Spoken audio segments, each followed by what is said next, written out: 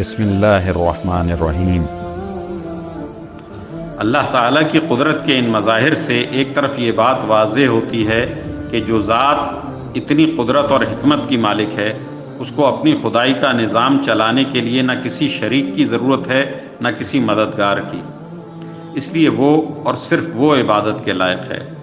اور دوسری طرف قدرت کی ان نشانیوں سے یہ بات واضح ہوتی ہے کہ جس ذات نے یہ کائنات اور اس کا مہر العقول نظام پیدا فرمایا ہے، اس کے لیے یہ بات کچھ بھی مشکل نہیں ہے کہ وہ انسانوں کے مرنے کے بعد انہیں دوسری زندگی عطا فرمائے۔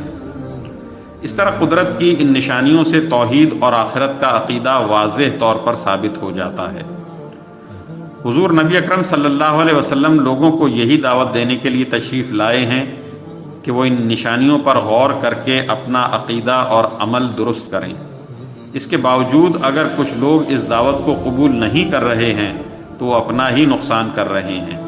کیونکہ اس کے نتیجے میں وہ اللہ تعالیٰ کی طرف سے عذاب کے مستحق بن رہے ہیں۔ اسی سلسلے میں آیت نمبر 13 سے 29 تک ایک ایسی قوم کا واقعہ ذکر فرمایا گیا جس نے حق کی دعوت کو قبول نہ کیا، بلکہ حق کے داعیوں کے ساتھ ظلم و بربریت کا معاملہ کیا،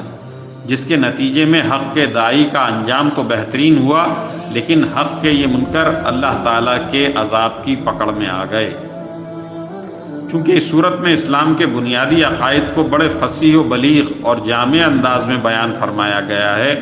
اس لیے حضور نبی اکرم صلی اللہ علیہ وسلم سے منقول ہے کہ آپ نے اس صورت کو قرآن کا دل قرار دیا۔